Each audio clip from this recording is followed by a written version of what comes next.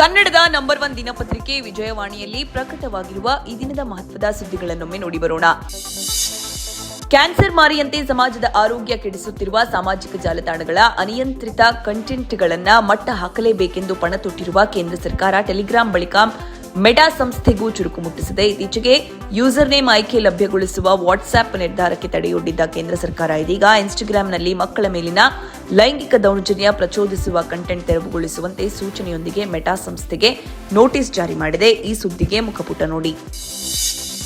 ಕರಿಕಲ್ಲು ಗಣಿಗಾರಿಕೆ ಉದ್ಯಮಕ್ಕೆ ಪ್ರಸಿದ್ಧಿ ಪಡೆದಿರುವ ಚಾಮರಾಜನಗರದಲ್ಲಿ ಅಪರೂಪದ ನಿಕ್ಷೇಪ ಪತ್ತೆಯಾಗಿರುವುದು ದೃಢಪಟ್ಟಿದೆ. ಜಿಲ್ಲಾ ಗಣಿ ಮತ್ತು ಭೂ ವಿಜ್ಞಾನ ಇಲಾಖೆ ಮಾಹಿತಿ ಪ್ರಕಾರ ಕಳೆದ ವರ್ಷ ಕೇಂದ್ರ ಸರ್ಕಾರ ನಡೆಸಿದ್ದ ಭೂ ವೈಜ್ಞಾನಿಕ ಸಮೀಕ್ಷೆಯಲ್ಲಿ ಗುಂಡ್ಲುಪೇಟೆ ತಾಲೂಕಿನ ಕೂತನೂರು, ಮಣಗನಹಳ್ಳಿ, ವಿಜಯಪುರ ಗ್ರಾಮಗಳಲ್ಲಿ ಮಾನಜೈಟ್, ಥೋರಿಯಂನಂತಹ ಅಪರೂಪದ ಅಂಶಗಳು ಪತ್ತೆಯಾಗಿವೆ. ಈ ಸುದ್ದಿಗೆ ವಿಜಯವಾಣಿ ಓದಿ.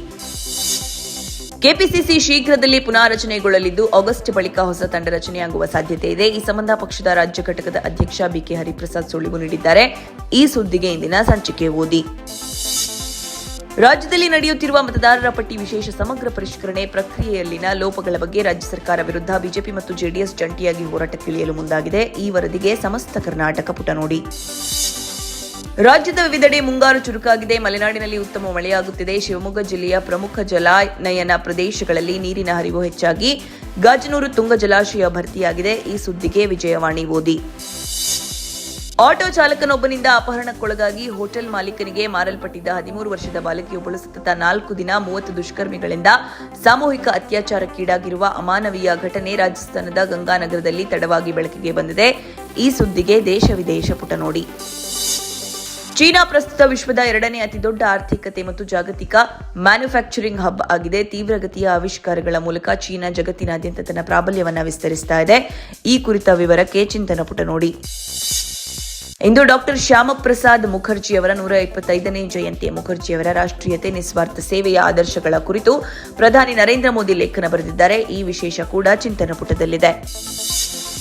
ಬೇಸಾಯ ಎಂದರೆ ಮೂಗು ಮುರಿಯುವವರೇ ಹೆಚ್ಚಾಗಿರುವ ಈ ಕಾಲಘಟ್ಟದಲ್ಲಿ ಹಸಿರೇ ಉಸಿರು ಎಂದು ನಂಬಿ ಐಟಿ ಕಂಪನಿ ಉದ್ಯೋಗದ ಜೊತೆಗೆ ಮಣ್ಣಿನ ಮಗನಾಗಿ ಯಶಸ್ಸು ಕಂಡಿದ್ದಾರೆ ಮಾಗಡಿಯ ಸಾಫ್ಟ್ವೇರ್ ಉದ್ಯೋಗಿ ದರ್ಶಿತ್ ಗೌಡ. ಈ ವಿಶೇಷಕ್ಕೆ ವಿತ್ತವಾಣಿ ಓದಿ.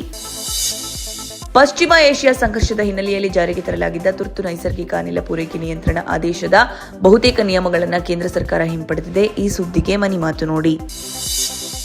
ಆಸ್ಟ್ರೇಲಿಯಾ ತಂಡ ಮಹಿಳೆಯರ ಐಸಿಸಿ ಟಿ20 ವಿಶ್ವಕಪ್ನಲ್ಲಿ ದಾಖಲೆಯ 7ನೇ ಬಾರಿಗೆ ಚಾಂಪಿಯನ್ ಪಟ್ಟಕ್ಕೇರಿತು. ಅನುಭವಿ ಬೆತ್ ಮೋನಿ ಭರ್ಜರಿ ಬ್ಯಾಟಿಂಗ್ ಹಾಗೂ ಬೌಲರ್ಗಳ ಸಂಘಟಿತ ದಾಳಿಯ ನೆರವಿನಿಂದ ಭಾನುವಾರ ನಡೆದ ಫೈನಲ್ನಲ್ಲಿ ಆತಿಥೇಯ ಇಂಗ್ಲೆಂಡ್ ವಿರುದ್ಧ 7 ವಿಕೆಟ್ಗಳ ಗೆಲುವು ದಾಖಲಿಸಿತು. ಈ ಕುರಿತ ಸುದ್ದಿಗೆ ಕ್ರೀಡಾಪುಟ ನೋಡಿ. ನಟಿ ಸೆಲಿನಾ ಜೇಟ್ಲಿ 15 ವರ್ಷಗಳ ಬಳಿಕ ಬಣ್ಣದ ಲೋಕಕ್ಕೆ ಮರಳುತ್ತಿದ್ದಾರೆ. ಈ ಸುದ್ದಿಗೆ ಉಲ್ಲಾಸ. ನಮಸ್ತೆ ಬೆಂಗಳೂರು ನೋಡಿ. ಇವಿಷ್ಟೇ ಅಲ್ಲ, ಮುಂಜಾನೆ ಮಾತು, ಅಂತರಂಗ, ಭವಿಷ್ಯ, ಮನೋವಿಕಾಸದ ಕಾಲಂಗಳು, ಕ್ರೀಡೆ, ಸಿನಿಮಾ, ದೇಶ ವಿದೇಶಗಳ ಭರಪೂರ ಸುದ್ದಿಗಳ ವಿಶೇಷಗಳಿಗಾಗಿ ವಿಜಯವಾಣಿ ಓದಿ.